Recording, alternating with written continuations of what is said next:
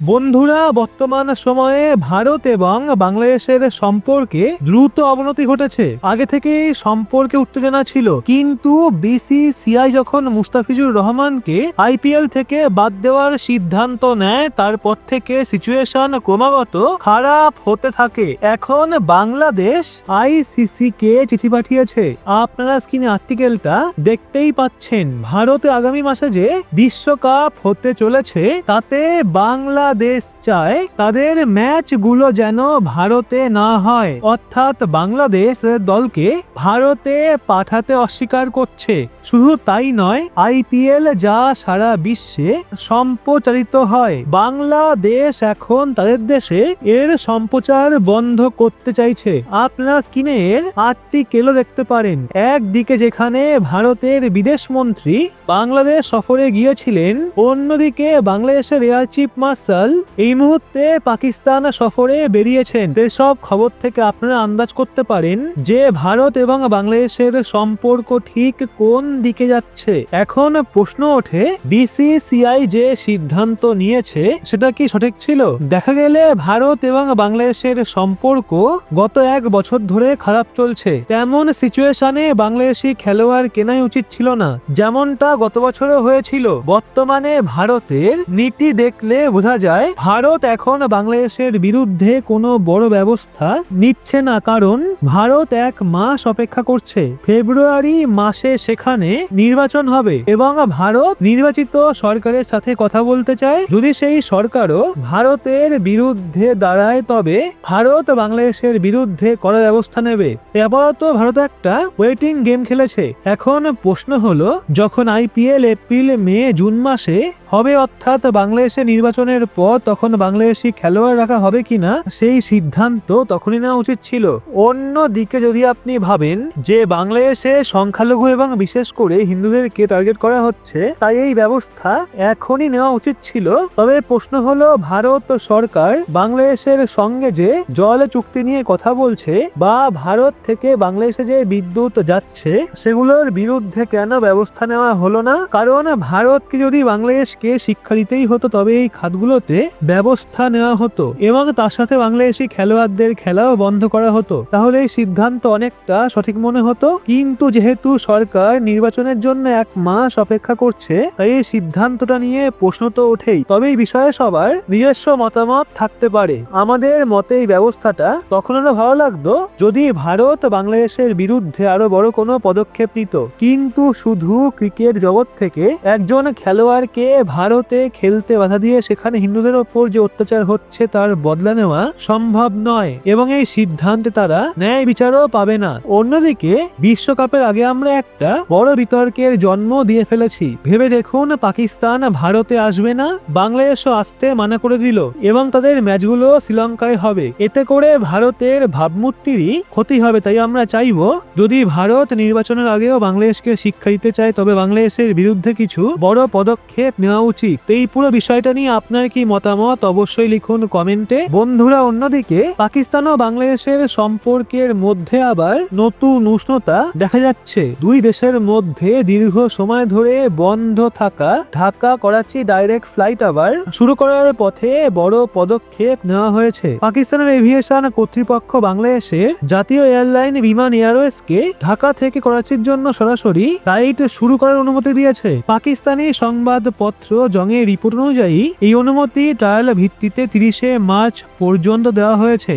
অর্থাৎ আপাতত এটা একটা টেস্ট রান হিসাবে দেখা হচ্ছে। সিভিল এভিয়েশন অথরিটির সূত্রে বরাত দিয়ে জানানো হয়েছে যে ফ্লাইটের শিডিউল এবং অপারেশনাল ডিটেলস আগামী সপ্তাহের মধ্যে চূড়ান্ত করা হবে। উল্লেখযোগ্য বিষয় হলো, পাকিস্তান এবং বাংলাদেশের মধ্যে সরাসরি ফ্লাইট নিয়ে আলোচনা গত বছর থেকেই চলছিল। 2024 সালের আগস্টে বাংলাদেশের সাবেক প্রধানমন্ত্রী শেখ হাসিনা ক্ষমতাচ্যুত হওয়ার পর দুই দেশের সম্পর্কের উন্নতি দেখা যাচ্ছে এই ট্রায়াল সফল হলে আগামী দিনে ঢাকা এবং করাচির মধ্যে নিয়মিত সরাসরি ফ্লাইট শুরু হতে পারে। ভারতের জন্য এটা একটা বিপদের ঘন্টা। দেখুন, ভারত কোনো দেশের সাথে সরাসরি যুদ্ধ করতে ভয় পায় না, কিন্তু ভারতের জন্য সবচেয়ে বড় সমস্যা হলো সন্ত্রাসবাদ। এখন ভারতকে পাকিস্তান সীমান্তের পাশাপাশি বাংলাদেশের দিক থেকেও জঙ্গি ষড়যন্ত্রের আশঙ্কায় থাকতে হবে এবং এটা ভারতের জন্য সবচেয়ে বড় উদ্বেগের কারণ। তো যাই হোক